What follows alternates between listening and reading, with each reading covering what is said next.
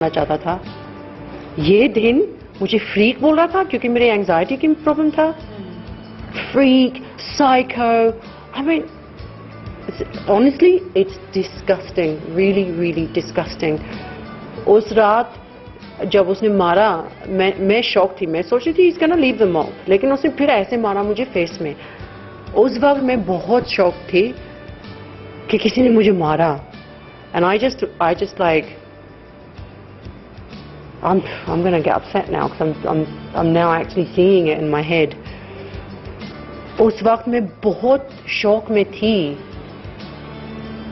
कि एक आदमी एक लड़की को ऐसे कर सकता है घर के अंदर। And at this point मैं शाउट कर रही थी और मैं रो रही थी सेम टाइम। और मैंने कहा बिग बॉस मुझे निकालो, अभी इसी वक्त मुझे निकालो इस घर से। क्योंकि मैंने बोला मुझे पैसा नहीं चाहिए, मुझे फेम नहीं चाहिए, आप सब कुछ रख लीजिए, मुझे निकालो। क्योंकि मैं इस घर में नहीं रहना चाहती हूं जहां एक आदमी एक लड़की के ऊपर हिंसा करता है, मारता है।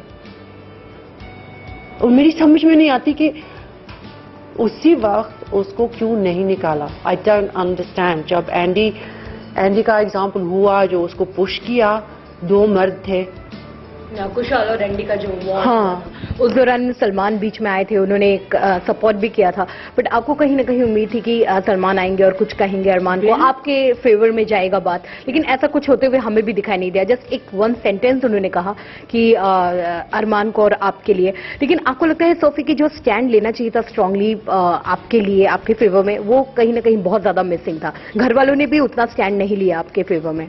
गौहर, खुशाल और एजाज ने बहुत स्टैंड लिया। मैं नहीं जानती हूं कि उन्होंने दिखाया या नहीं, लेकिन Gauhar, Khushal and Ejaz, they stood up for me.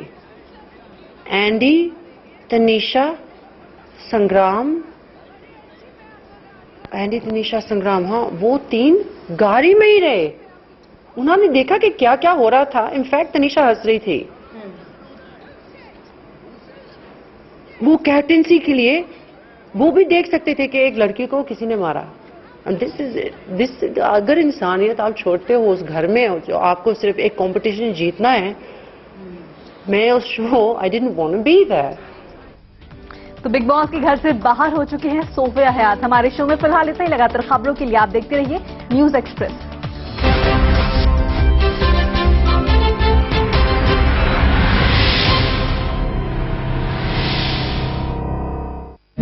Great coffee deserves a great coffee mug. Now get a mug free with Brew Gold. आज हमारा देश इतना आगे बढ़ गया कि बाकी दुनिया की नजरों में हम एक महान देश के रूप में उभर रहे हैं।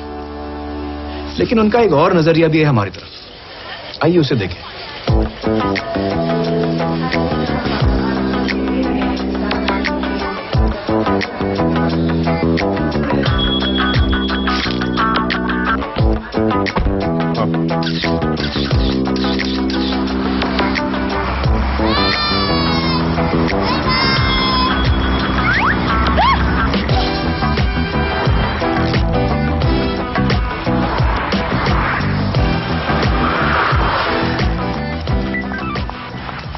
What are they doing out there?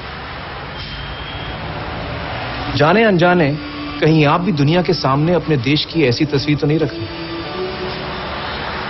अपनी इज्जत अपने हाथ। जय हिंद। मस्ती करने को तैयार, शरारत वाली जोड़ी, राइट, साथ करे हर चैप्टर पार। ओ पढ़ाई वाली जोड़ी, रूठना मनाना हर बार। उप्स, लड़ाई वाली जोड़ी। देखे सपने हम 2-4। विश वाली जोड़ी। और ये फ्रेशनेस जोड़ी 50 ग्राम क्लोजअप टूथपेस्ट और टूथब्रश का जोड़ी पैक सिर्फ 24 रुपए में, ताकि इन जोड़ियों की फ्रेशनेस बरकरार रहे। फेयर एंड लवली रहे हमेशा आगे। इसके ट्यूब पे लग गया है पंप। इसके एक प्रेस में मिलेगा एडवांस स्प्रेइंग फॉर्मूला जो दे laser inspired fairness treatment. Fair and lovely pump tube. ये है तुम्हारी धुलाई, लो अब इस नई शर्ट को भी पोछा बना दो। डिटर्जेंट के बाद सिर्फ आधा ढक्कन कंफर्ट फैब्रिक कंडीशनर इस्तेमाल करो। ये डिटर्जेंट से धुले कपड़ों की चमक बनाए रखता है ताकि वो दिखे नए जैसे। Comfort fabric conditioner. Silk protein extract और बेहतरीन परफ्यूम्स के साथ लक्स, ऐसी महकती कोमल त्वचा कि छुए बिना रहा न जाए। रूप तेरा मस्ताना, प्यार मेरा दीवाना, कोई हमसे ना हो जाए। रूप तेरा मस्ताना, कशिश बढ़ती ही जाए, बस जरा सा लक्स।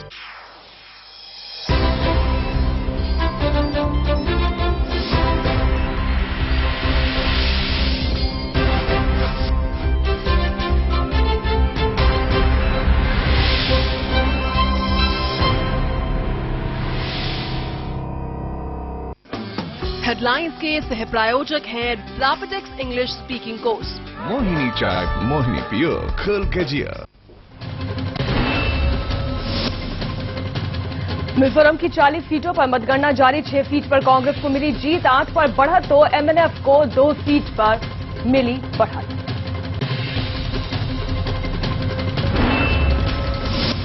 दिल्ली में विपक्ष में बैठने को तैयार आम आदमी पार्टी, कहा किसी से नहीं मांगेंगे समर्थन, सरकार नहीं बनने की सूरत में चुनाव के लिए है तैयार।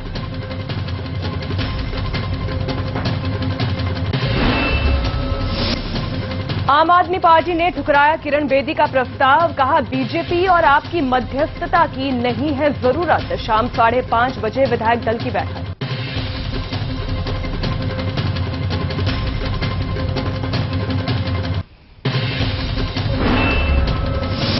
विधानसभा चुनाव नतीजों पर बोले शरद पवार, जनता को कमजोर प्रशासक पसंद नहीं, युवाओं ने कांग्रेस के खिलाफ किया वोट।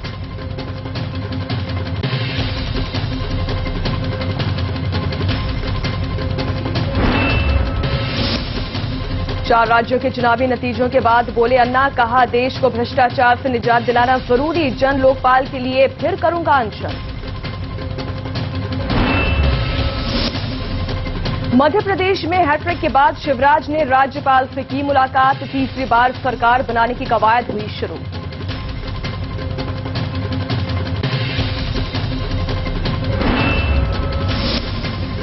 नरेंद्र मोदी ने सोनिया गांधी को ट्विटर पर जन्मदिन की दी बधाई, कहा सोनिया की लंबी उम्र की करता हूं कामना। शेयर बाजार में भारी उछाल, 500 अंकों से ज्यादा ऊपर खुला सेंसेक्स, निफ्टी भी 150 अंकों से ज्यादा उछला। शेयर बाजार पर चुनाव नतीजों का असर।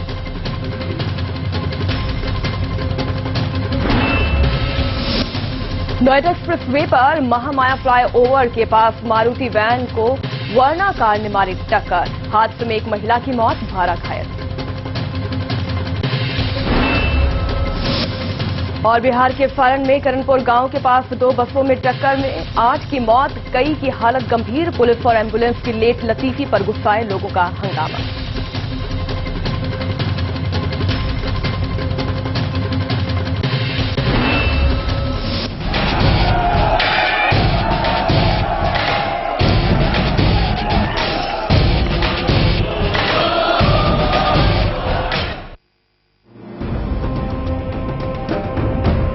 दिल्ली में त्रिशंकु विधानसभा,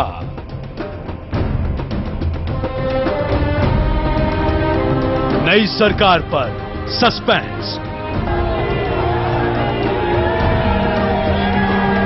सरकार बनाने को तैयार नहीं बीजेपी, विपक्ष में बैठने को तैयार आप।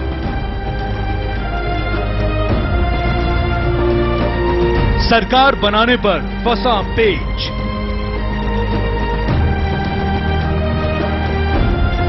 बीजेपी ने भी खींचे पैर, सूबे में किसकी होगी सरकार?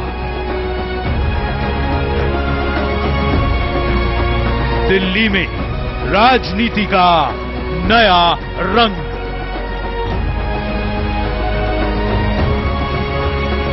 क्या ये है आपका इफेक्ट?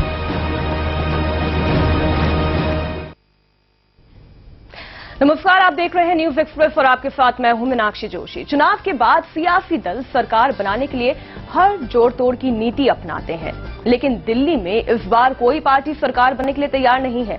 सबसे ज्यादा सीटें हासिल करने वाली बीजेपी भी नहीं। क्या देश की सियासत में आम आदमी पार्टी का ये इफेक्ट है? क्या ये एक नया चैप्टर शुरू हो रहा है? दिल्ली विधानसभा चुनाव के नतीजे आ गए, लेकिन सरकार बनेगी या नहीं ये तय नहीं है। आम आदमी पार्टी ने पहले भी कहा था और नतीजे आने के बाद भी साफ कर दिया कि उसके पास स्पष्ट बहुमत नहीं है और वो किसी और दल के समर्थन से सरकार नहीं बनाएगी। लेकिन हैरत की बात यह है कि बीजेपी सबसे ज्यादा सीटें हासिल करने के बाद भी सरकार बनाने के लिए उत्साहित नहीं है। कम से कम सियासी नदी की सतह पर तो यही दिख रहा है, अंदर खाने में चाहे जो खिचड़ी पक रही हो।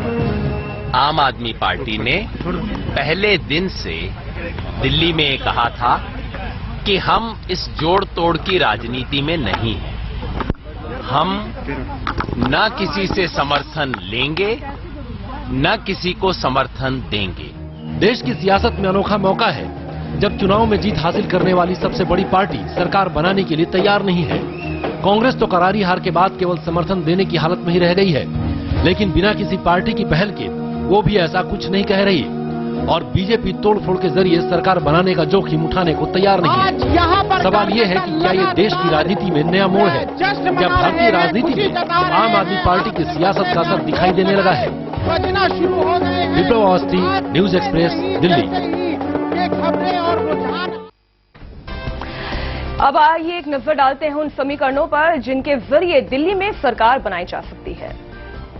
अरविंद केजरीवाल के यहाँ विधायकों की बैठक चल रही है। उस समय मनीष सिसोदिया बाहर आए हैं। मनीष जी, क्या फिलहाल क्या निकला, क्या निकल के आ पा रहा है? क्या करेंगे? सरकार में शामिल होंगे, नहीं होंगे, क्या बनाएंगे? नहीं, जो चीजें निकल के आई हैं उसमें यही है कि आम आदमी पार्टी के पास में बहुमत नहीं है और सरकार बनाने का कोई जनादेश नहीं है। हम लोग विपक्ष में बैठने का एक बहुत अच्छा जनादेश मिला है और उसी को हम निभाना चाहेंगे। विकल्पों पे क्या विचार हुआ है? कौन कोई है नहीं।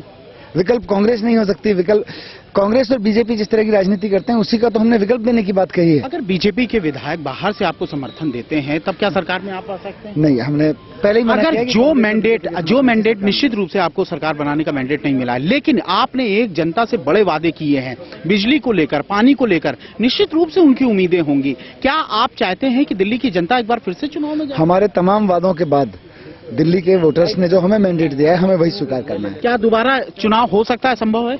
मुझे तो ऐसे ही लग रहा है। अभी तो कह नहीं सकते, लेकिन मौजूदा परिस्थितियां तो यही कह रही हैं।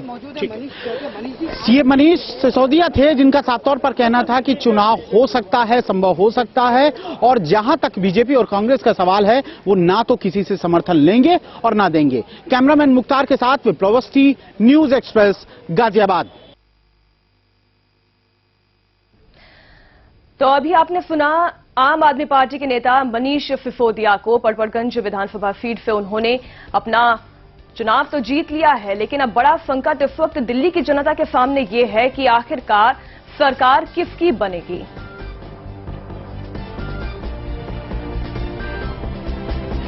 और इस वक्त हमारे साथ न्यूज एक्सप्रेस संवाददाता विप्लव अवस्थी जुड़ गए हैं। विप्लव, बहुत बड़ा सियासी संकट इस वक्त दिल्ली की जनता के सामने है, तमाम सियासी दलों के सामने है कि आखिरकार चुनाव हो गए हैं, बहुमत लेकिन किसी को नहीं मिल पाया है, बहुमत का आंकड़ा किसी के पास नहीं है, तो सरकार बनेगी कैसे?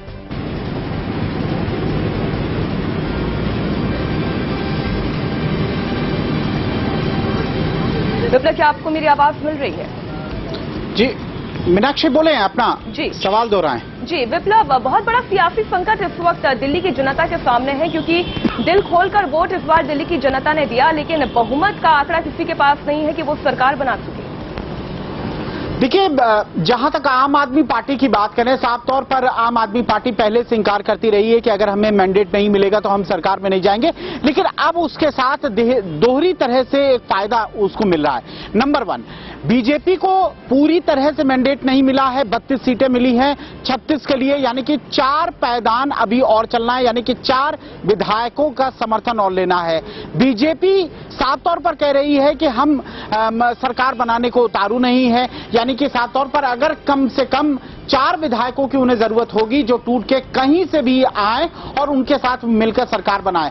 आम आदमी पार्टी वो बात जानती है कि जिस तरह भी सरकार मिलेगी उसे हमला करने का मौका मिलेगा, क्योंकि हॉर्स ट्रेडिंग इस मामले में होना तय है, क्योंकि 4 विधायकों के कहीं से भी मिलने के कोई आसार नहीं दिख रहे हैं, यानी कि किसी के भी टूट के दूसरे को आएंगे और वो इसी इंतजार में है कि जैसे ही ये टूटे निश्चित रूप से हम जो भी सत्ता में आए उसको कंडेम कर सके, उस पर आलोचना कर सके। बिल्कुल विप्लव, हम इसमें और आगे बातचीत करेंगे, इस बातचीत को और आगे बढ़ाएंगे, लेकिन इस वक्त हमारे साथ विजय चौक से संवाददाता संतोष भी जुड़ गए हैं और साथ ही इस वक्त हमारे साथ स्टूडियो से हमारे ब्यूरो चीफ भी जुड़ गए हैं सतीश जी।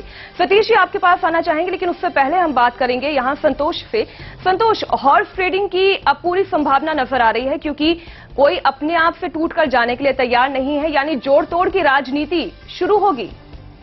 मीनाक्षी, इसको मैं दूसरी तरह से आपसे कहना चाहूंगा कि शायद हॉर्स ट्रेडिंग की संभावना बिल्कुल ना के बराबर है।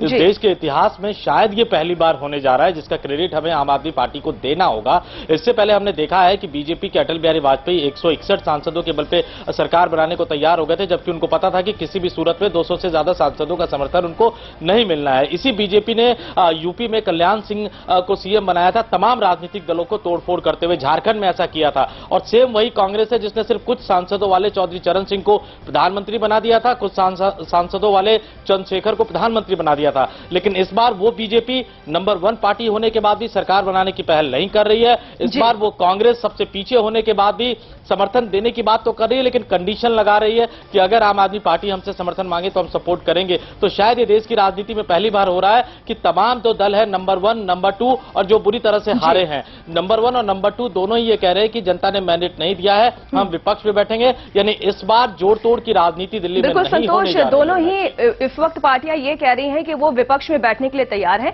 सतीश जी, आप इसे किस नजरिए से देखते हैं, क्योंकि बीजेपी की रीति नीति ये रही है कि वो जोड़ तोड़ की राजनीति में विश्वास करती आई है, लेकिन इस बार वो भी तैयार नहीं है। किस तरीके से देखेंगे आप इस सियासी संकट को? नहीं, ये संकट मुख्य रूप से आपकी हठधर्मिता की वजह से पैदा हुआ है। आप जो है वो राजनीतिक व्यावहारिक स्थितियों को समझ नहीं रही है।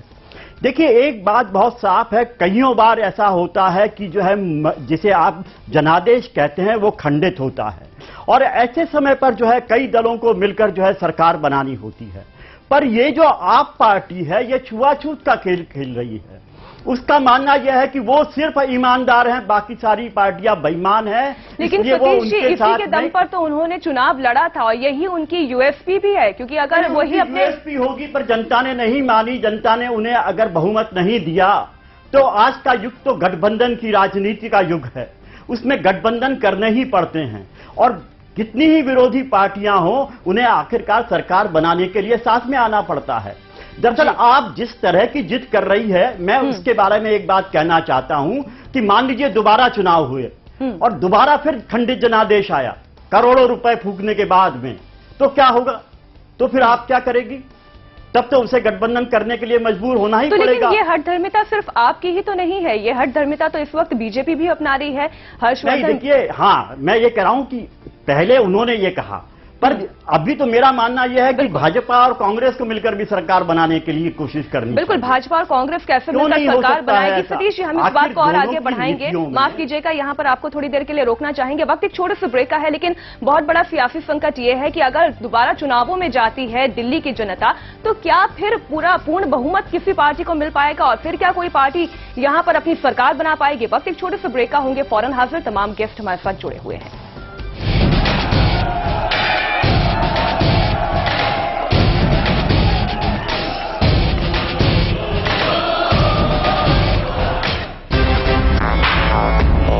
सगों से भी सगा है तू, अपना परिवार है। आज और कल दोनों हमने तेरे साथ देखे हैं। तू चले जब साथ तो खुशी के ठिकाने मिलते हैं। वन टच पावर स्टार्ट, शानदार माइलेज वाला APDV इंजन जो दुनिया की नंबर 1 बाइक चुने, यही कहे सगों से भी सगा है। हीरो स्प्लेंडर, लगे ऐसा फैमिली जैसा।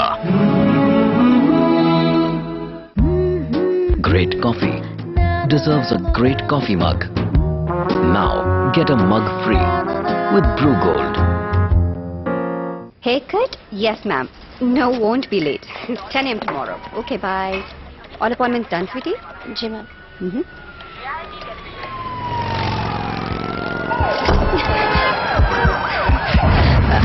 भगवान इस बार बचा ले तू, भगवान इस बार बचा ले तू, ओ गॉड प्लीज बचा ले, भगवान इस बार बचा ले तू, इस बार बचा ले तू, प्लीज बचा लो बस इस बार तुम, भगवान बचा लो।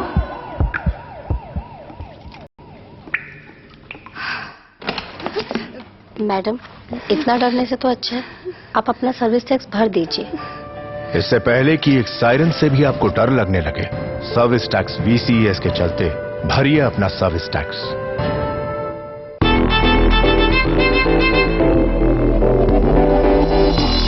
भाग दौड़ भरी जिंदगी, थकना मना है, खाने के साथ चाहिए कुछ एक्स्ट्रा। इसलिए मेरा भरोसा रिवाइटल, सिर्फ रिवाइटल। इसके 9 मिनरल्स मुझे रखे मजबूत और इसके 11 विटामिन और जिंसिंग मुझे रखे चुस्त। हूं ना एकदम फिट, अब आप भी रहो फिट एंड एक्टिव। कमिटमेंट लो रोजाना, रिवाइटल, जियो जी भर के।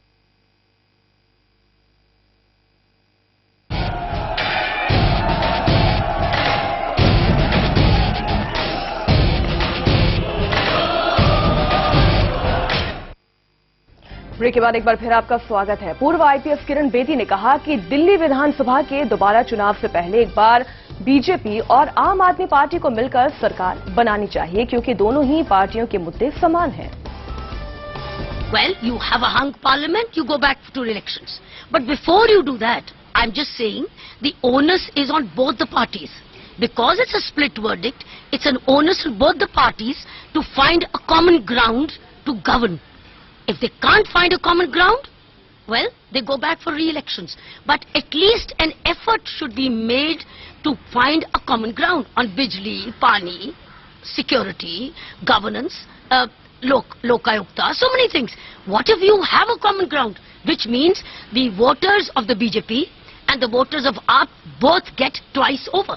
So they get the best of both of BJP, they get the best of, they get both. They get the best of BJP and they get the best of AAP. So I'm saying, make an effort. तो किरण बेदी को यहां आपने सुना, जहां पर वो ये कह रही थी कि जब दोनों ही पार्टियां समान मुद्दों को लेकर चुनाव लड़ रही हैं, तो फिर साथ में कॉमन इंटरेस्ट के साथ क्यों नहीं पार्टी सरकार बनाती है और उसके बाद जनता के सामने जाती है। विप्लव, आपकी ओर रुख कर रहे हैं, आपसे समझना चाहेंगे इस बात को।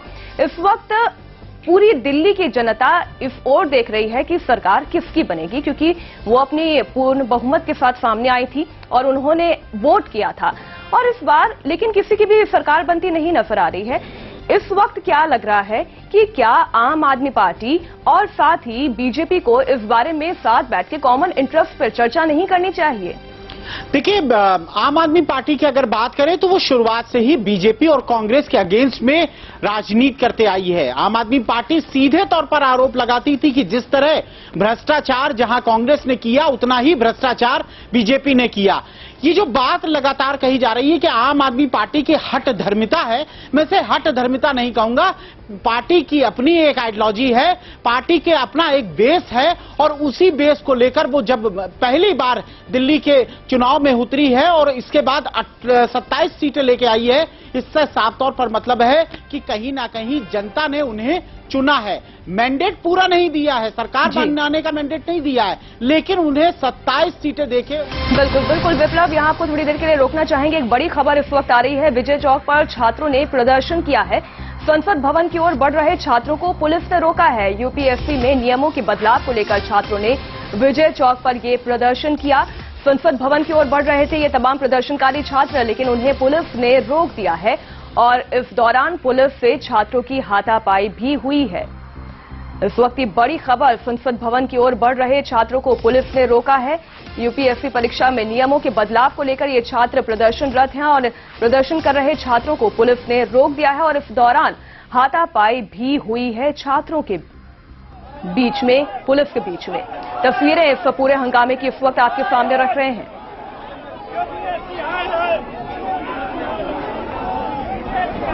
लगातार पोस्टर और बैनर लेकर यूपीएससी के परीक्षा में नियमों में हुए बदलाव को लेकर छात्र प्रदर्शन कर रहे हैं और इन्हें रोकने के लिए पुलिस का अमला यहां पर मौजूद है। इन्हें बसेस में भरकर वापस यहां से भेजने की कवायद की जा रही है।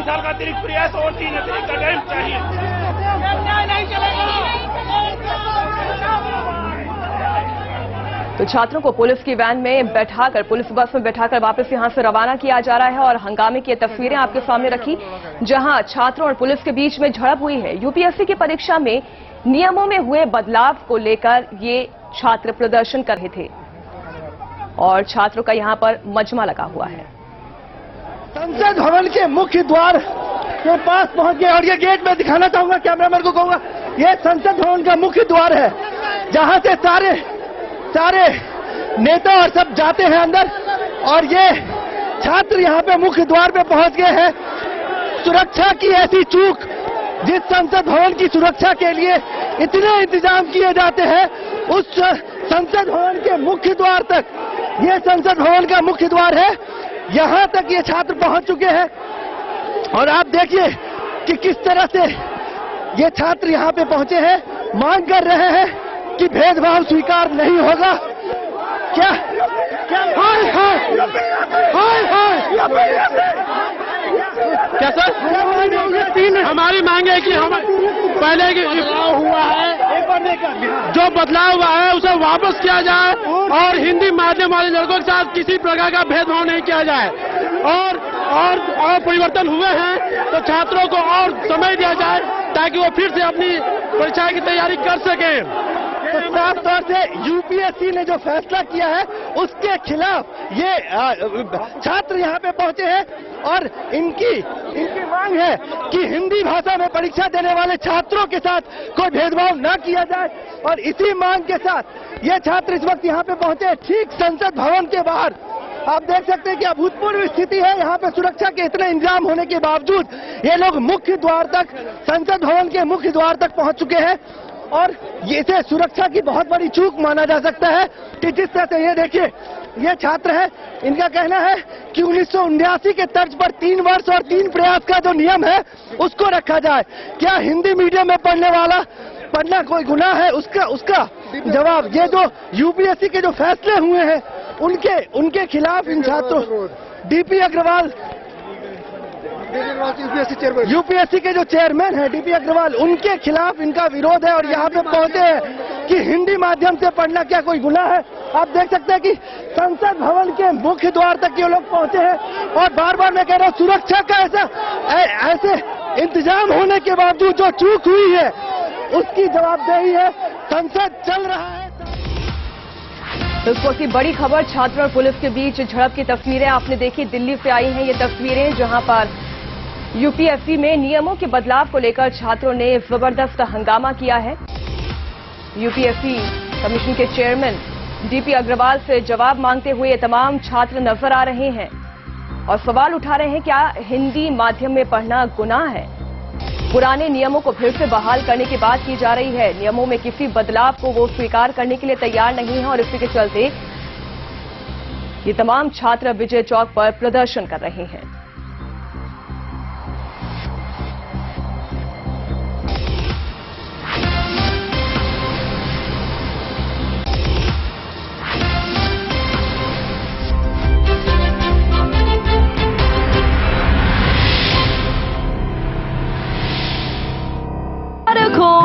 फेयर एंड लवली हार गई। अरे तो इतनी खुशी की क्या बात है? फेयर एंड लवली जीत गई ना, तो हारा कौन? Fair and lovely. Fair and lovely को हराया new best ever fair and lovely ने। Best ever fair and lovely का नया एडवांस्ड फॉर्मूला जो दे हमारा बेस्ट एवर फेयरनेस ट्रीटमेंट। तो आपने ट्राई किया? Fair and lovely best ever formula. वाह भैया जी, क्या शुभ घड़ी आई, मुन्नी को घर लेकर भाभी है आई। खुशियों में तुम भूल न जाना, रखना मेरी बात को याद। हाँ, जैसे देख रेख है जरूरी, डॉक्टर की सलाह जरूरी, वैसे ही बच्चे का भैया जन्म पंजीकरण बहुत जरूरी। स्कूल में हो दाखिला या हो राशन कार्ड, पासपोर्ट वीजा हो या फिर हो वोटर आई कार्ड, जन्म प्रमाण में कुछ नहीं आसान, यही है उसकी असल पहचान। अपने बच्चे के जन्म और नाम का पंजीकरण अवश्य करवाएं।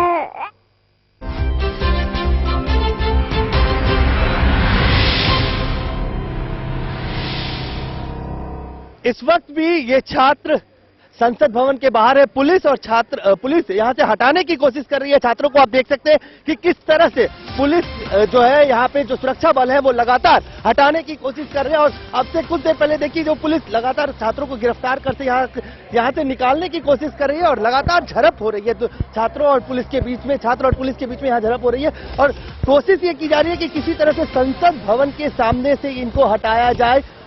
जो वाटर कैनन की गाड़ी है वो यहाँ पे पहुंच चुकी है। पुलिस लगातार गाड़ियों में भर के छात्रों को यहाँ से निकाल रही है, लेकिन छात्र हैं कि बार बार घूम के आ जाते हैं यहीं पे और इस वजह से कुछ छिटपुट जो है नोक झोंक और जिसको आप कह सकते हैं बल प्रयोग भी कर रही है पुलिस यहाँ से छात्रों को हटाने के लिए। अभूतपूर्व इंतजाम होता है संसद भवन के सामने जहाँ पे संसद की कार्रवाई चल रही है और ऐसे में 150-200 जो छात्र हैं वो यहाँ पे आप देखिए ठीक सामने संसद भवन के मुख्य द्वार से हटने के बाद भी ये लोग यहीं पे जमा है। जो विजय चौक जहाँ पे मीडिया का स्टैंड रहता है वहां पे ये छात्र है और ठीक मेरे सामने आप देखिए वाटर कैनन की भी जो गाड़ी है उसको यहाँ पे मंगवा लिया गया है और इनको हटाने के लिए जो थोड़ा बहुत बल प्रयोग किया जा सकता है वो भी अगर ये छात्र नहीं हटते, हालांकि काफी छात्रों को हटाया जा चुका है यहाँ से अभी। जी हमारे साथ एक छात्र है, आप बताइए कि यहाँ पे आप लोग, आपको पता है संसद की कार्रवाई चल रही है फिर भी आप लोग संसद के मुख्य द्वार तक पहुँच के क्या कहना चाह रहे थे? देखिए हमारा उद्देश्य है इस देश की छात्रों के माध्यम से पार्लियामेंट में जो लोग बैठे हुए हैं जो गवर्नमेंट चला रहे हैं, मैं उनसे ये कहना चाहता हूँ कि इस जो बदलाव के दौरान मैं यूपीएससी का स्टूडेंट हूँ, हम तैयारी कर रहे हैं यूपीएससी की। हर बार यूपीएससी ने आज तक के इतिहास में जब भी मतलब बदलाव किए हैं उन्होंने छात्रों को उस बदलाव के माध्यम के थ्रू 3 चांस या उनको एक्स्ट्रा एज दी गई है। बट इस दौरान अगर देखेंगे तो यूपीएससी में जो माननीय डीपी अग्रवाल जी जब से आए हुए हैं, चेयरमैन जो हमारे हैं, और वो लोग जब से डीपी अग्रवाल जी आए हैं बदलाव की प्रक्रिया शुरू हुई है। और आप लोग बेसिकली ये चाहते हैं कि जो 1979 का था उस नियम को लागू किया जाए। 3 साल 3 अटेम्प्ट हिंदी माध्यम से भी जो स्टूडेंट एग्जाम दे रहे हैं उनको देने दिया जाए, ये मांगे। लेकिन ये कोई तरीका तो नहीं है कि संसद भवन तक आप लोग इस तरह से पहुंचे। संसद की कार्रवाई चल रही है और संसद भवन के अंदर घुसने की कोशिश हम लोगों ने मतलब हमारा पूरा उद्देश्य ये है कि शांतिपूर्ण तरीके से जो है लोगों को मतलब बताना हम चाहते क्या है। हम काफी दिन से मतलब प्रोटेस्ट कर भी रहे हैं लेकिन आज तक हमारी बात जो मानी नहीं गई है। दूसरी बात ये है, अगर आप देखें रिजल्ट आने के बाद जो यूपीएससी ने जो बदलाव किए हैं उसका उद्देश्य था कि अच्छे लोगों को लेके आना। अगर आप देखें जो स्तर जो है, जो मार्क्स का स्तर इतना नीचे गिर चुका है कि जो अच्छे लोग आ ही नहीं पा रहे हैं, जो स्टूडेंट जो है तैयारी कर रहे हैं। बेसिकली इन लोगों का ये कहना है जो नियमों में जो बदलाव किया गया और खासतौर से जो वर्तमान यूपीएससी के चेयरमैन है डीपी अग्रवाल, उनको लेके इनकी शिकायतें हैं और उसको लेके ये लोग इस वक्त संसद भवन के पास पहुंचे थे और जबरन घुसने की कोशिश कहा जा सकता है। जिस तरह से बिना किसी पूर्व सूचना के आप देख सकते हैं कि पुलिस किस तरह से यहाँ से छात्रों को हटाने की कोशिश कर रही है और काफी छात्र अब हटाए भी जा चुके हैं। लेकिन जिस तरह का प्रयास किया गया यहाँ पे वो सुरक्षा को लेके जो संसद के अंदर संसद भवन के आसपास जो इंतजाम किया जाता है उसकी पोल एक बार फिर से खोलता है। और देखिए कितने जो पुलिस के जवान है, जो पैरामिलिट्री जो सुरक्षा के जवान में लगे रहते हैं यहाँ पे, वो सब यहाँ पे पहुंचे और इसको निश्चित रूप से सुरक्षा में जो चूक है उसकी दृष्टि से भी देखा जा सकता है कि संसद की कार्रवाई चल रही हो और संसद भवन की सुरक्षा को लेके इतनी सवाल उठते रहे हैं। और इससे पहले जिस तरह से एक बार बिल्कुल अजय देख सकते हैं कि इस वक्त छात्रों में कितना ज्यादा रोष है नियमों में बदलाव को लेकर और यही वजह है कि एक बड़ी संख्या में छात्र यहां पर इकट्ठे हुए हैं और अपनी मांगों को पूरा करने की कोशिश में लगे हुए हैं। अजय, तमाम जानकारी के लिए आपका शुक्रिया।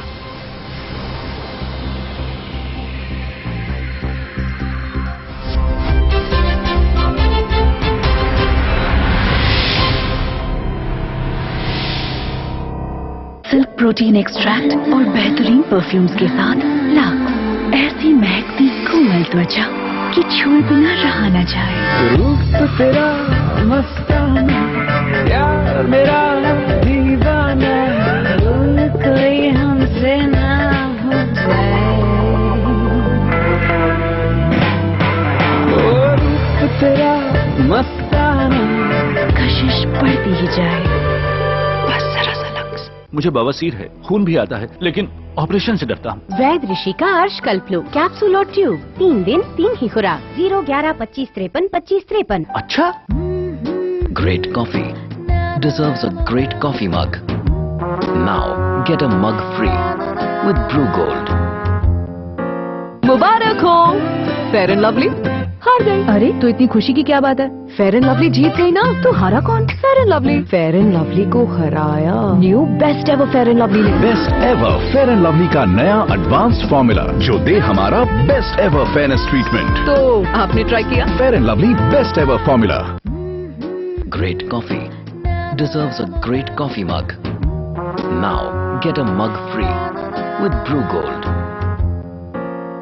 सिल्क प्रोटीन एक्सट्रैक्ट और बेहतरीन परफ्यूम्स के साथ लाख ऐसी महकती कोमल त्वचा कि छुए बिना रहा न जाए। रूप तेरा मस्ताना, प्यार मेरा दीवाना, कोई हमसे ना हो जाए। ओ रूप तेरा मस्ताना, कशिश बढ़ती ही जाए, बस जरा सा लफ्ज़।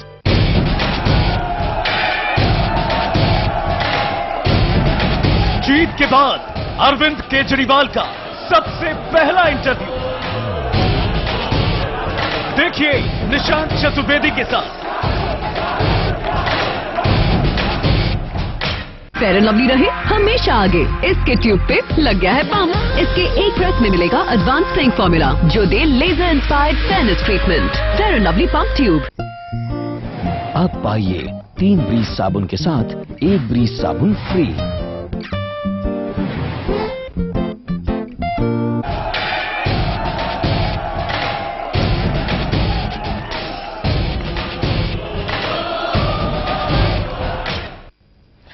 दिल्ली विधानसभा में चुनाव परिणाम अब सामने हैं। जहां नतीजों से पहले बीजेपी, कांग्रेस और आम आदमी पार्टी सभी सरकार बनाने का दावा कर रहे थे, वहीं अब सरकार कौन बनाए, कैसे बनाए और किसके साथ बनाए, इसे लेकर बहस चल रही है। लेकिन बीजेपी और आम आदमी पार्टी के इस फैसले ने किसी भी दूसरी पार्टी के साथ ना जाने का ही फैसला लिया है। सरकार बनाने के रास्ते में अड़चनें पैदा कर दी हैं इस फैसले के साथ ही। ऐसे में सभी के दिल में ये सवाल उठ रहा है कि क्या दिल्ली में दोबारा चुनाव होंगे? दिल्ली विधानसभा चुनाव में किसी भी एक पार्टी को स्पष्ट बहुमत नहीं मिला है। 70 सीटों वाली विधानसभा में बीजेपी सबसे बड़ी पार्टी के तौर पर उभरी है। बीजेपी को कुल 31 सीटें मिली हैं। दूसरे नंबर पर है आम आदमी पार्टी। आम आदमी पार्टी ने बड़ा फेरबदल करते हुए 28 सीटें हासिल की हैं। वहीं कांग्रेस 8 सीटों पर सिमट गई। 3 सीटें अन्य के खाते में गई हैं। जिनमें एक जेडीयू, एक शिरोमणि अकाली दल और एक निर्दलीय उम्मीदवार को मिली है। 70 सीटों वाली विधानसभा में बहुमत के लिए 36 सीटों की जरूरत है। लेकिन दिल्ली में सरकार बनाने की राह आसान नहीं है। जहां अरविंद केजरीवाल शुरू से कहते रहे हैं कि वो न किसी पार्टी को समर्थन देंगे और न किसी पार्टी से समर्थन लेंगे, चुनाव जीतने के बाद भी उन्होंने अपना ये दावा दोहराया। हम बिल्कुल एक कंस्ट्रक्टिव विपक्ष की भूमिका निभाने के लिए तैयार हैं। अगर कांग्रेस बिना शर्त समर्थन देती है तो क्या आप लेने के लिए तैयार हैं? हम किसी से समर्थन ना लेंगे। वहीं बीजेपी नेता आरती मेहरा ने भी चुनाव परिणाम आने के बाद कहा है कि उनके नेता नितिन गडकरी पहले ही साफ कर चुके हैं कि वे किसी पार्टी को न समर्थन देंगे और न लेंगे। नितिन गडकरी जी ने कहा है कि वो भी किसी से भी किसी तरह का समझौता नहीं करेंगे और इसी तरह से केजरीवाल भी यही कह रहे हैं। तो ये हंग असेंबली है। ऐसे में सवाल ये उठता है कि अगर बीजेपी और आम आदमी पार्टी में से कोई भी किसी दूसरी पार्टी के साथ जाने के लिए तैयार नहीं है तो दिल्ली में सरकार कैसे बनेगी? क्या बीजेपी और अरविंद केजरीवाल का फैसला दिल्ली को दोबारा चुनाव की तरफ ले जाएगा? विप्लव अवस्थी, न्यूज एक्सप्रेस, दिल्ली। तो सरकार बनाने पर पेंच फंस गया है और किसी को समझ नहीं आ पा रहा है कि आखिरकार सरकार बनेगी तो कैसे, क्योंकि बहुमत का आंकड़ा किसी के पास नहीं है। विप्लव, आपसे एक बात यहां जानना चाहेंगे। दोनों ही पार्टी मना कर चुकी है कि हम किसी से समर्थन नहीं लेंगे। कांग्रेस इस स्थिति में है ही नहीं कि वो किसी को समर्थन दे पाया, किसी से समर्थन ले पाया, अपनी सरकार वो यहां पर बना पाए। क्या चुनाव में जाने के लिए दिल्ली की जनता क्या फिर से तैयार हो पाएगी? देखिए, निश्चित रूप से ये सवाल बीजेपी और आम आदमी पार्टी के नेताओं को सोचना चाहिए। और आम आदमी पार्टी की अगर बात करें तो मनीष सिसोदिया से जब हमने पूछा कि क्या आप एक बार फिर से चुनाव में जाना चाहते हैं, तो उन्होंने कहा हम उसके लिए तैयार हैं, लेकिन हम किसी पार्टी को ना समर्थन लेंगे और ना समर्थन देंगे। देखिए, साफ तौर पर एक ऐसे मोड़ पर ये राजनीति आके दिल्ली की खड़ी हो गई है जहां 2 राजनीतिक दल हैं जिनको क्लियर मैंडेट नहीं है। एक बिल्कुल पीछे है, 8 सीटों पे खड़ा हुआ है, हालांकि आम आदमी पार्टी ये कहती है कि बीजेपी इसमें सरकार बनाने में सक्षम है, वो अपने लेवल से बना भी लेगी, लेकिन अगर नहीं बनाती है तो क्या दोबारा चुनाव में जा सकते हैं? निश्चित रूप से एक बार चुनाव में अगर ये गए तो दिल्ली को इस पे पूरी तरह से मैंडेट देना पड़ेगा और ये बात करीब करीब साफ हो रही। लेकिन अभी भी लगातार मंथन चल रहा है, बातचीत चल रही है। देखिए अभी समय है, इसलिए अभी कुछ कहना जल्दबाजी होगा। 5:30 बजे ही आम आदमी पार्टी की जो विधायक दल की बैठक है वो आज हो रही है, उस पर भी विचार हो सकता है, कई विकल्पों पे भी विचार हो सकता है। तो फिलहाल की जो स्थिति है वो ये है कि सरकार दोनों दलों में से कोई नहीं बनाने जा रहा है।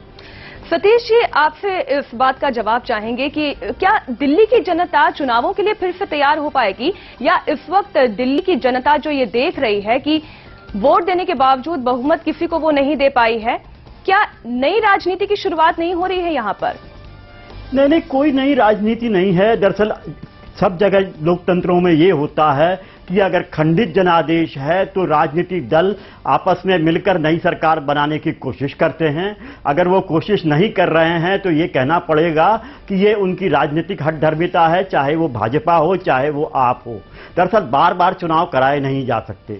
मैं यही सवाल पूछ रहा हूं कि अगले चुनाव में भी खंडित जनादेश आया तो ये पार्टियां क्या करेंगी?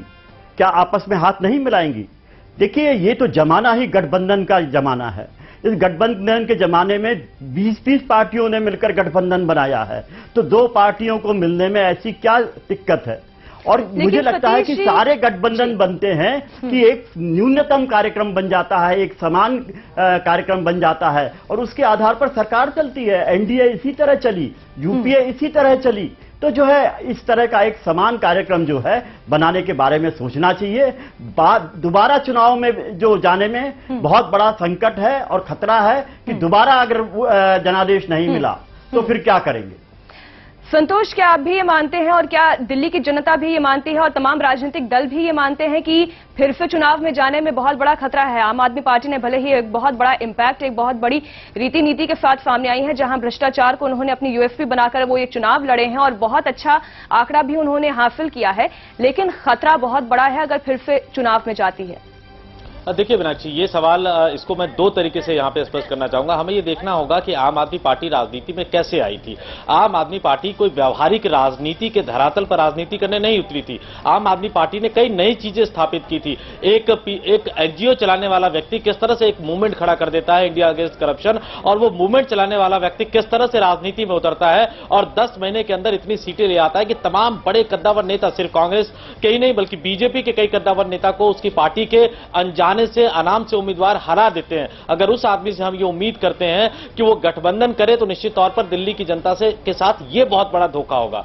दूसरी चीज जो बार बार कही जा रही है कि दोबारा चुनाव, दोबारा चुनाव, दोबारा चुनाव, ये बात कल आम आदमी पार्टी के कई नेताओं से हमारी बातचीत हुई थी कि क्या दिल्ली की जनता को दोबारा चुनाव में झोंकना जायज होगा। उन्होंने कहा कि दोबारा चुनाव अगर करते हैं तो ज्यादा से ज्यादा 100-125 करोड़ का पूरा सरकारी खर्चा होगा, और अगर हम ये दोबारा चुनाव नहीं करते, गठबंधन में जाते हैं, तो 1,76,000 करोड़ का कॉमनवेल्थ घोटाला होगा, पानी का घोटाला होगा, बिजली का घोटाला होगा। तो उन घोटालों के लिए जिम्मेदार कौन होगा? तो अगर आम आदमी पार्टी से हम उम्मीद करते हैं कि वो गठबंधन की जो व्यवहारिक राजनीति अब तक इस देश में चलती आई है उस राजनीति के पैटर्न पे चले, तो ये अरविंद केजरीवाल के साथ हमारी जाती होगी।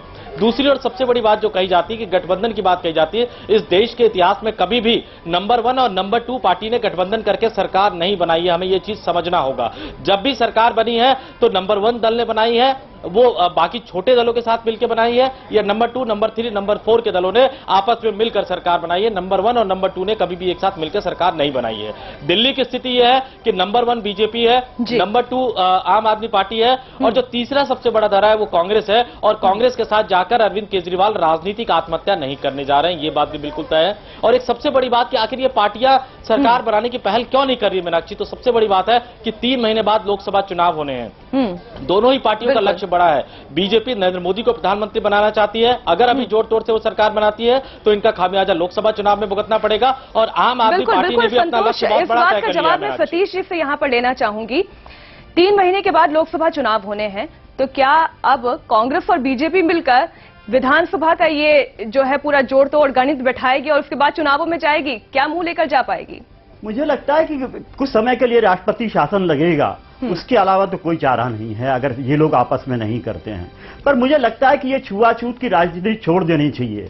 न तो आप बहुत ईमानदार है, केवल ईमानदारी का नारा लगाने से कुछ नहीं होता है। अभी तक उन्हें भ्रष्टाचार करने का मौका नहीं मिला है क्योंकि सत्ता में नहीं है। जब सत्ता में आ जाएंगे तो पता चलेगा कि ये कितने ईमानदार हैं। तो इस आधार पर अगर वो भेदभाव कर रहे हैं, छुआछूत बरत रहे हैं, तो ये कुछ नहीं है। ये वो जो है एक तरह से पॉलिटिकल ब्लैकमेलिंग है। आप मतदाताओं से कह रहे हैं कि जो है हमें बहुमत दो, अगर बहुमत नहीं दिया तो हम सरकार नहीं बनाने देंगे। देखिए, नहीं सतीश जी, विप्लव क्या पॉलिटिकल ब्लैकमेलिंग हो रही है? हाँ, ये सीधे सीधे वो पॉलिटिकल ब्लैकमेलिंग है। देखिए, मैं सतीश जी की इस राय से थोड़ा सा सहमत नहीं होऊंगा, क्योंकि आम आदमी पार्टी को कवर करते हुए मुझे 2 साल हो गए हैं। बहुत सी चीजें जो आम आदमी पार्टी और उनके नेता अरविंद केजरीवाल लगातार अपनी बातों को रखते हैं, जनता का सामने पेश करते हैं, वो उससे मुकर नहीं सकते हैं। देखिए, बहुत बड़ी चीज है, इस बात को मैं आपको दोहराना चाहूंगा, जिस राजनीतिक गठबंधन की बातें सतीश जी कर रहे हैं, उसी गठबंधन में हमने भ्रष्टाचार को देखा हुआ है। और कहीं ना कहीं यही बात आम आदमी पार्टी लगातार उठाती है कि आप जब गठबंधन करते हैं तो बहुत से नेताओं को आपको प्रॉमिसेस करने पड़ते हैं, आपको उनको भविष्य में बहुत सी चीजें देनी पड़ती हैं, कंसिडरेशन करने पड़ते हैं, और वो ये कंसिडरेशन करने को तैयार नहीं है। और ये कोई ऐसी बात नहीं है कि चुनाव के बाद आम आदमी पार्टी ने तो भाई जो है राजनीति में नहीं आते, एनजीओ का काम करते रहते। अगर राजनीति में आए हैं तो राजनीति के तकाजे देखने पड़ेंगे। सतीश जी, आइडियोलॉजी अगर कोई अपनी आइडियोलॉजी, सतीश जी अगर कोई आइडियोलॉजी लेके चल रही है, जिस मुद्दे पर 6 महीने की एक पार्टी को 27-28 सीटें अगर दिल्ली जैसी जगह मिल रही है,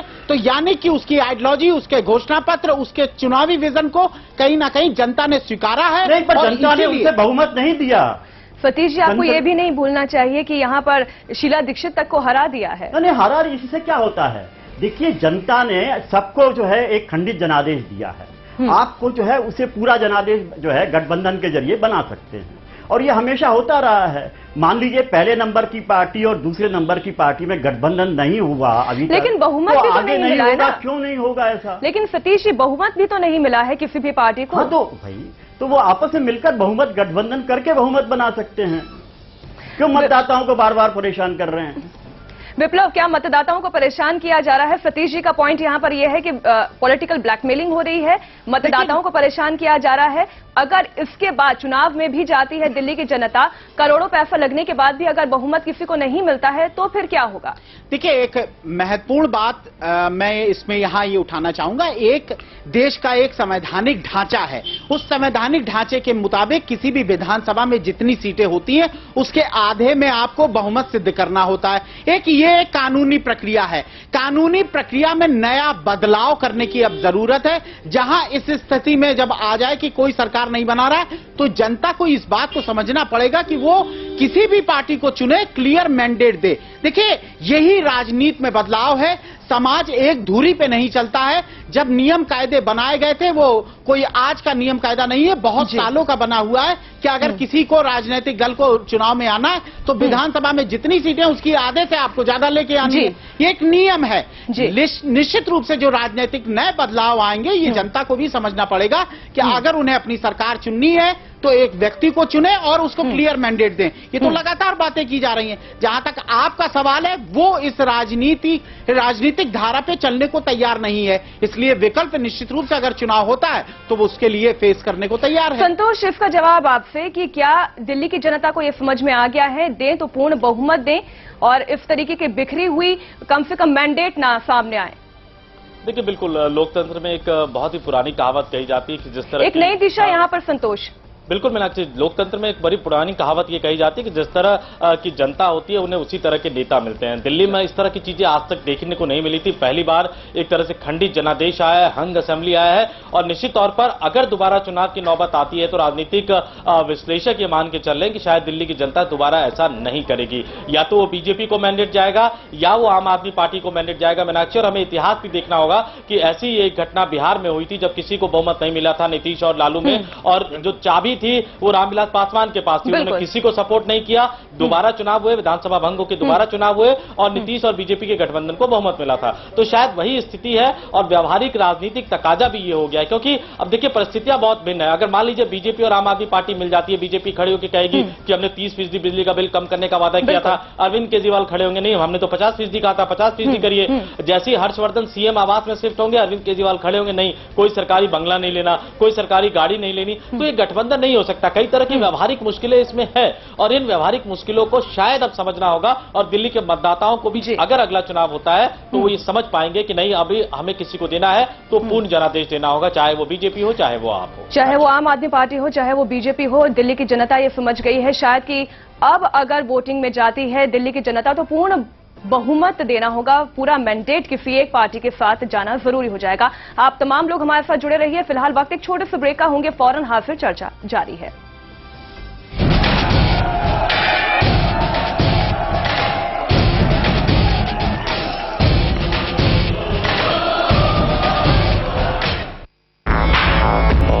सगों से भी सगा है तू, अपना परिवार है। जिस गली में मुड़ जाऊं बस तेरा ही दीदार है। जिंदगी का हीरो है वो तुझ पे जो सवार है। वन टच पावर स्टार्ट शानदार माइलेज वाला APDV इंजन जो दुनिया की नंबर 1 बाइक चुने यही कहे।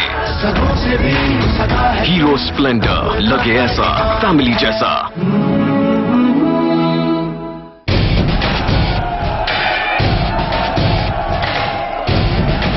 जीत के बाद अरविंद केजरीवाल का सबसे पहला interview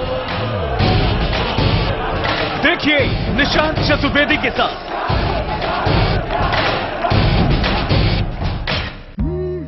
Great coffee deserves a great coffee mug. Now get a mug free with Brew Gold. Fair and lovely रहे हमेशा आगे, इसके ट्यूब पे लग गया है पंप। इसके एक प्रेस में मिलेगा एडवांस स्प्रेइंग फॉर्मूला जो दे laser inspired fairness treatment. Fair and lovely pump tube. क्या आप अपना डव शैम्पू लौटाएंगी? No chance. डव लौटाना मतलब हेयर फॉल का लौटाना। हेयर फॉल मतलब हेयर डैमेज। नया डव पे 50% ज्यादा पोषण, डैमेज बालों को रिपेयर करे। अपना डव लौटाओ? कभी नहीं। नया डव शैम्पू आपके बालों के लिए अनमोल है। अब पाइए 3 ब्रीज साबुन के साथ 1 ब्रीज साबुन फ्री।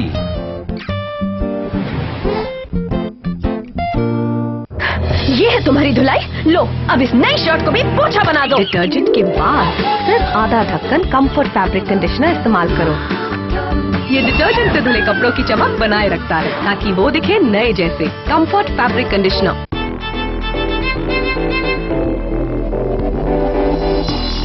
भाग दौड़ भरी जिंदगी, थकना मना है, खाने के साथ चाहिए कुछ एक्स्ट्रा। इसलिए मेरा भरोसा रिवाइटल, सिर्फ रिवाइटल। इसके 9 मिनरल्स मुझे रखे मजबूत और इसके 11 विटामिन और जिंसिंग मुझे रखे चुस्त। हूं ना एकदम फिट। अब आप भी रहो फिट एंड एक्टिव। कमिटमेंट लो रोजाना। रिवाइटल, जियो जी भर के।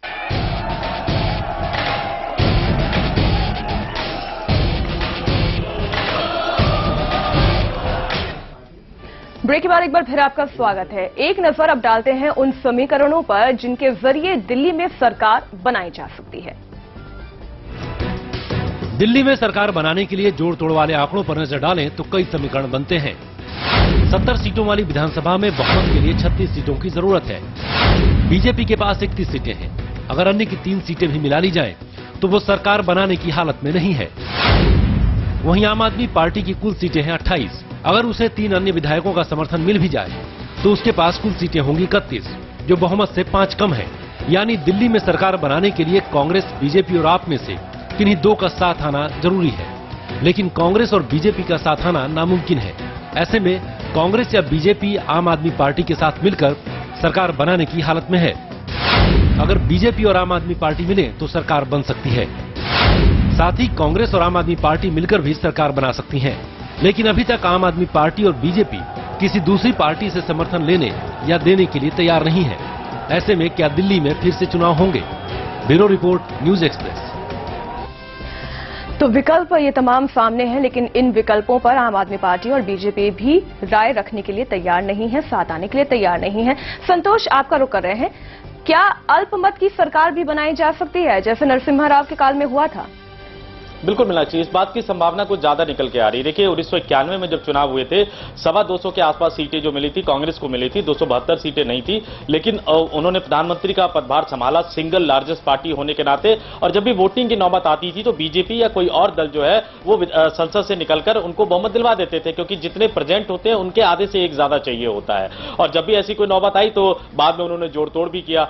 दिल्ली में भी उस तरह की संभावना बन सकती है। आम आदमी पार्टी बीजेपी में पहले आप और पहले आप का खेल चल रहा है। अगर lieutenant governor single largest party होने के नाते बीजेपी को बुलाते हैं, न्योता देते हैं, तो बीजेपी ये जरूर कहेगी कि हमारे पास बहुमत नहीं है। लेकिन उस समय अगर उपराज्यपाल ये चाहे तो उनको कह सकते हैं कि आप सरकार बनाइए, और जब विधानसभा में वोटिंग की नौबत आए तो कांग्रेस के जो एमएलए हैं वो उठकर बाहर चले जाए, तो जो आधे उसमें मौजूद रहेंगे, माफ कीजिएगा, जितनी संख्या मौजूद रहेगी विधानसभा में उसका बहुमत हर्षवर्धन के पास है। तो इस तरह की एक संभावना बन सकती है, लेकिन ये तब बनेगी जब कांग्रेस ये मान ले कि हमारी बुरी हार हुई है और जो भी सरकार बनाएंगे उस सरकार को हम गिराने की कोशिश नहीं करेंगे, तो एक अल्पमत सरकार बन सकती है। संतोष जी की इस बात का जवाब मैं सतीश जी आपसे लेना चाहूंगी, क्या ये पॉसिबिलिटी हो सकती है? बिल्कुल हो सकती है और होनी चाहिए। दरअसल अब अगर खंडित जनादेश आया है तो राजनीतिक दलों को आपस में मिलजुल कर कोई एक व्यवस्था बनानी चाहिए कि जो है वो मतदाताओं को एक सरकार दी जा सके। भाई देखिए, ये जो अड़ियलपन है कि हम जो है किसी को समर्थन लेंगे नहीं और किसी को देंगे नहीं, मुझे तो ये व्यवहारिक नहीं लगता। ऐसी बातें जो करते हैं वो शायद संसदीय राजनीति को नहीं जानते हैं। संसदीय राजनीति में जो है इस तरह की व्यवस्थाएं, जो कई बार होता यह है कि आप जो है घोषित नहीं करते हैं पर अंदर खाने जो है इस तरह की व्यवस्थाएं कर लेते हैं, तो करनी पड़ती है जी। लेकिन मुझे लगता है, और इसी को मैं व्यवहारिक राजनीति कहता हूं। हाँ विप्लव, लेकिन अगर इस विकल्प पर काम करते हैं तो मुश्किल कहां पर आएगी? देखिए, मुश्किल जैसी कोई चीज नहीं है। मुझे सीधे तौर पर बहुत से विकल्प खुले हैं। इसका विकल्पों का तौर पे है कि 8 अगर विधायक हैं, बाहर से कांग्रेस समर्थन दे सकती है, आम आदमी पार्टी को समर्थन दे सकती है, वो कहती है कि आप लड़िए, हम सरकार में नहीं शामिल हो सकते हैं। विकल्प बहुत से हो सकते हैं, लेकिन मुद्दा ये है कि आप जिस आइडियोलॉजी से लेकिन विप्लव, उस वक्त बहुत सारी और पार्टियां थी नरसिम्हा राव के काल में, इस वक्त इतनी सारी पार्टियां नहीं है। बिल्कुल, निश्चित रूप से विधानसभा में ये दिक्कत सबसे बड़ी आ रही है और यही कारण है कि जिस बात को वो लगातार कहते हैं। देखिए, आम आदमी पार्टी लगातार इस बात को कह रही है कि हमको मैंडेट नहीं मिला है सरकार बनाने का, इसलिए हम सरकार नहीं बनाना चाहते, हम मुख्य विपक्षी दल की तरफ बैठना चाहते हैं। यानी कि साफ तौर पर वो सरकार बनाने से रोक नहीं रहे हैं। अगर आप बीजेपी अगर वो चाहे सरकार बनाना तो वो बना सकती है, उसके लिए फ्री है, लेकिन किसी को बाध्य नहीं इसमें किया जा सकता है कि आप विधानसभा के लिए जाएं जरूर और सरकार बनाएं। तो वो अपने स्टैंड पे कायम है। अब देखना ये होगा कि बीजेपी क्या टर्न लेता है, बीजेपी के समीकरण क्या बनते हैं, क्योंकि बीजेपी के पास नंबर गेम में सबसे ज्यादा संख्या में विधायक हैं। जी संतोष, एक बार फिर चर्चा को उस तरफ मोड़ना चाहूंगी कि क्या ये आम आदमी पार्टी का इम्पैक्ट है जो इस वक्त दिल्ली में जनादेश आया है, जो दिखाई दे रहा है? देखिए, बिल्कुल आम आदमी का इम्पैक्ट भी है और सरकार नहीं बन पा रही है, उसके लिए लोकसभा चुनाव भी सर पे है। देखिए, सिर्फ 3 महीने बचे हैं। अगर 6 महीने, साल भर, 1.5 साल बचे होते तो शायद कुछ विकल्प होते, शायद बीजेपी तोड़फोड़ करती और तोड़फोड़ से सरकार बनाना चाहती। लेकिन इस वक्त बीजेपी का लक्ष्य है केंद्र में सरकार बनाना। आरएसएस ने साफ बीजेपी को कह दिया है कि आप तोड़फोड़ नहीं करेंगे। अरविंद केजरीवाल के सामने भी बड़ा लक्ष्य है, लोकसभा का चुनाव लड़ना है। तकरीबन 250 से ज्यादा सीटों पर, जो अभी तक की मेरी इंफॉर्मेशन है कि आम आदमी पार्टी 250 से 300 सीटों पर चुनाव लड़ने की तैयारी कर रही है लोकसभा चुनाव की। तो अरविंद का लक्ष्य भी बड़ा है, बीजेपी का लक्ष्य भी बड़ा है, और दोनों जो मेरे पीछे संसद भवन है मीनाक्षी, दोनों इस संसद भवन को देख रहे हैं। शायद ये मजबूरी है कि दिल्ली में वो कुछ भी गड़बड़ नहीं करना चाहते और सरकार नहीं बन पा रही है। सतीश जी, आम आदमी पार्टी का इम्पैक्ट अभी तक तो सिर्फ दिल्ली में था, लेकिन आने वाले वक्त में क्या नेशनली भी ये पार्टी इम्पैक्ट डालेगी? नहीं, थोड़ा बहुत डाल सकती है। देखिए, देश बहुत बड़ा है, उसमें जो है इतने जल्दी से परिवर्तन नहीं होते हैं। एक पार्टी बनने, अखिल भारतीय पार्टी बनने के लिए कांग्रेस को 125 साल लग गए, बीजेपी को जो है वो कम से कम 60-65 साल लग गए। इसके बावजूद भी बीजेपी सही मायने में राष्ट्रीय दल नहीं बन पाई है। उत्तर पूर्व में उनका कोई प्रभाव नहीं है, दक्षिण के कई राज्यों में उनका प्रभाव नहीं है, और भी बहुत सारे राज्य हैं जहां वो कुछ नहीं है। तो जो राष्ट्रीय राजनीतिक दल बनने की प्रक्रिया बहुत लंबी होती है, उसमें बहुत आंदोलन करना पड़ता है, बड़ा संघर्ष करना पड़ता है, और कई पार्टियां तो ये करते करते टूट जाती हैं। बहुत सारी पार्टियां आज उसी तरह रूप में दिखाई दे रही हैं कि वो कई हिस्सों में बट गई, राष्ट्रीय पार्टियां नहीं बन पाई। तो ये स्ट्रगल बहुत पुराना है, स्ट्रगल पुराना है और स्ट्रगल आगे भी इसी तरह से जारी रहेगा। आप बने रहिए हमारे साथ। दिल्ली में देखिए, अन्ना का आंदोलन 2 साल में टूट गया। मैं नहीं कह सकता कि केजरीवाल की पार्टी कब तक चलेगी, वक्त का तकाजा जो है आप बिल्कुल वक्त ही आगे बताएगा सतीश जी कि ये पार्टी कितना चलेगी और कैसे चलेगी। दिल्ली में क्लियर मेजॉरिटी नहीं मिलने पर बीजेपी ने कहा है कि वो विपक्ष में बैठने को तैयार है, लेकिन प्रश्न ये है कि जो जनादेश मिला है उसके आधार पर किसी के पास सरकार बनाने की कुवत नहीं है। देखिए, सबसे पहले दिल्ली की जनता ने जो भी मैंडेट दिया है उसका हम आदर करते हैं और सम्मान करते हैं। ये mandate clear cut full majority के लिए हमारे लिए नहीं है। हम लोगों को मेजॉरिटी के लिए करीब 36 संख्या की आवश्यकता है और आज हम 32 हैं, 4 की कमी है। इस समय नैसर्गिक प्रक्रिया से, नेचुरल प्रोसेस से अगर हमारी मेजॉरिटी बनती है तो जरूर हम सरकार बनाने के बारे में विचार करेंगे, पर अगर मेजॉरिटी नहीं बनती तो हम विपक्ष में बैठने के लिए तैयार हैं और विपक्ष में बैठेंगे। तो नितिन गडकरी को आपने सुना, उन्होंने कहा कि वो विपक्ष में बैठने को तैयार हैं और कुछ यही राय हर्षवर्धन भी रख रहे हैं। देखिए उन्होंने क्या कहा। टेलीविजन चैनल्स पर स्पष्ट किया है, क्योंकि दिल्ली की जनता ने हमें सबसे बड़े दल के रूप में निश्चित रूप से अपना आशीर्वाद और विश्वास दिया है, लेकिन उन्होंने हमें इतना नंबर नहीं दिया कि हम मेजॉरिटी नंबर को पार कर सकें। इसलिए स्वाभाविक है कि हम सरकार बनाने की पहल नहीं कर सकते हैं और हम किसी भी प्रकार की तोड़फोड़ की या दूसरी पार्टियों को डिस्टर्ब करने की राजनीति में कतई विश्वास नहीं करते हैं। इसलिए अब हमारे कोर्ट में तो बॉल है नहीं। सर, आप मना कर रहे हैं, आम आदमी पार्टी मना कर रही है चुनाव बनाने की और कांग्रेस नहीं, पार्टी स्थिति में नहीं है, हमें तो आप क्या पुनः चुनाव हमें बाकी लोगों के बारे में ना पता, हम जो हमारी स्थिति है वही स्पष्ट कर सकते हैं ना। अब इसके बाद जो है दिल्ली के अंदर जो भी संवैधानिक व्यवस्था है उसके तहत जो भी संवैधानिक एक्सपर्ट्स हैं वो इसके बारे में फैसला करेंगे। बीजेपी के कोर्ट में बॉल नहीं है और ना ही आम आदमी पार्टी के कोर्ट में बॉल है और कांग्रेस तो दूर दूर तक कहीं नहीं है। लास्ट रिएक्शन आपसे सतीश जी जानना चाहेंगे किसके कोर्ट में बॉल है, और विप्लव छोटा छोटा रिएक्शन आपसे भी और संतोष से भी, लेकिन सबसे पहले सतीश जी। देखिए, बॉल सीधे सीधे आपके कोर्ट में है। आपने ये बीमारी फैलाई है कि हम सरकार नहीं बना रहे हैं और यही बीमारी बीजेपी को भी लग गई है। मुझे लगता है गठबंधन का युग है, गठबंधन करना चाहिए और बार बार चुनावों में जाने की बहुत प्रक्रिया कम टाइम है, बहुत कम वक्त बचा है हमारे पास। छोटा सा रिएक्शन मात्र 30 सेकंड आप लोगों के पास, संतोष और विप्लव। देखिए, अगर मैं इस बात को देखूं तो 6 महीने की पार्टी 27 सीट लेके आई है। निश्चित रूप से अरविंद केजरीवाल ने एक इम्पैक्ट दिल्ली की जनता पर दिया है और अगर वो ये बात इसीलिए बीजेपी सरकार बनाने नहीं जा रही क्योंकि वो जानती है जैसे ही वो गठजोड़ करेंगे अरविंद केजरीवाल की पार्टी उन पर हमला करेगी। बिल्कुल। संतोष, मुझसे पूछा जाए कि ये गेंद किसके पाले में है तो लड़ाई राजनीति के, लेकिन गेंद फिलहाल उपराज्यपाल के पाले में है। अगर उपराज्यपाल बीजेपी को बुलाते हैं, हर्षवर्धन को मुख्यमंत्री पद की शपथ दिलाते हैं तो शायद बीजेपी साल भर, 1.5 साल, 2 साल ये सरकार चला सकती है। बिल्कुल, बहुत बहुत शुक्रिया सतीश जी हमारे साथ जुड़ने के लिए। संतोष और विप्लव, आपका भी शुक्रिया तमाम जानकारी और अपडेट हम तक पहुंचाने के लिए। इसी के साथ फिलहाल वक्त एक छोटे से ब्रेक का, ये चर्चा जारी रहेगी क्योंकि अभी तक सरकार बनी नहीं है।